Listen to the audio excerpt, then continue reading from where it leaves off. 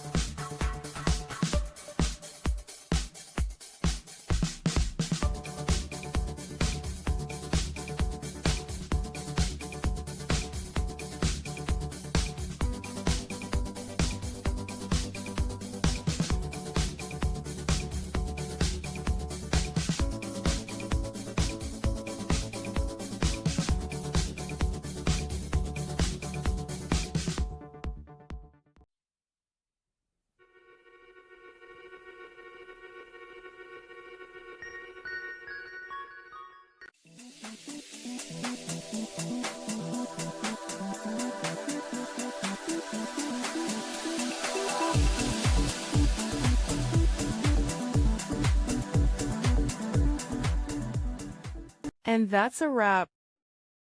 I hope you found the answer you were looking for. If you did, take a second to hit that subscribe button. It really helps out. And let me know in the comments which solution worked best for you. See you next time in the debug zone.